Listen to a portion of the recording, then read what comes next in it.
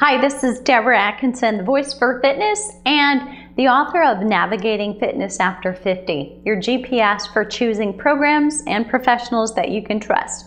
So if you're not 50 and over, don't go away. This is for you too. Your sit-ups are making you fat. I know why you landed here. So alarms went off and red flags went up because you do sit-ups religiously and you think that they're working. Here's what's working. Your consistent exercise is working. And right now you don't realize that it's doing harm. But the older you get and the less just regular genetics of age, when you're 20 to 25 to 30, you're not going to notice it yet.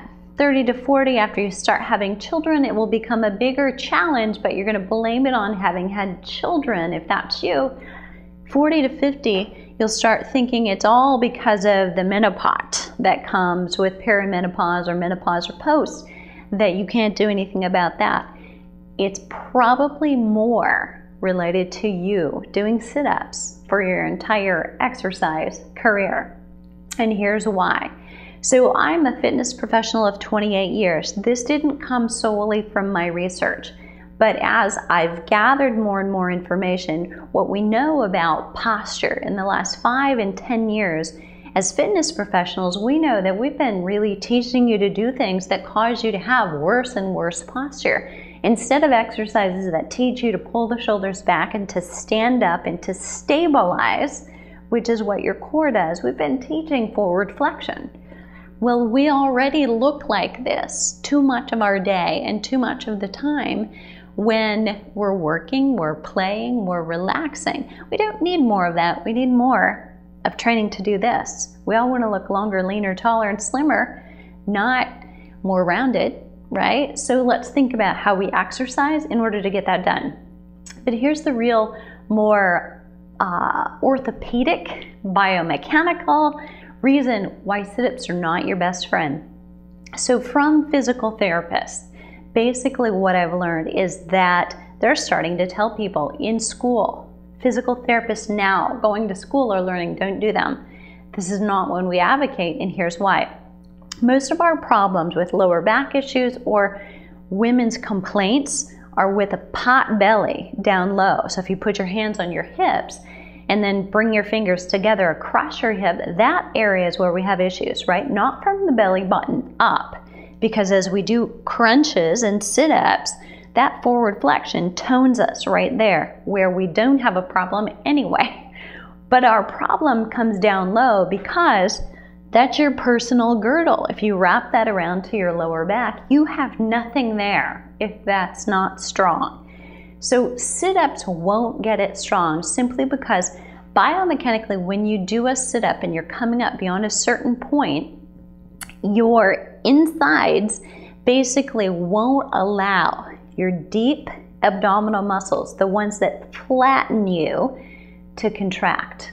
And they end up putting pressure on your pelvic floor. So it also gets weaker. So at some point, maybe after pregnancy, during pregnancy, older age women tend to have more problems with incontinence or leaking, okay? Didn't know we were going to talk about this today, but part of the problem is the pelvic floor is not as strong as we want it to be. You've heard of Kegels, and that's not where we're going, but you almost naturally can do a Kegel if you correctly are doing your core exercise.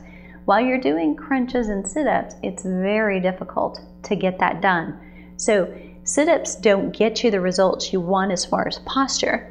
They don't allow you to pull in tightly, and they don't end up getting you the results you want ultimately in the later years as you're gaining weight, gaining fat, and you're fighting that harder than you have to do when you were 20 years old. So what's the answer? Here's the ironic answer, that preventing back pain and improving your golf game and getting a flat belly all have the same kind of exercise foundation. So learning what to do for a flat belly, a better core foundation that's going to prevent you from injury is all wrapped up in one. So I'm going to give you some tips. I'm going to send you some free videos. Click here to get those. And if you just liked the tips that I gave you today and you want to get on a tip list, I'm going to put a URL right down here. Click there and I'll send you to your inbox no more than about once a week. Just tips on how to lose fat easier, how to eat right for more energy throughout the day, as well as how to exercise right for better results and fewer injuries.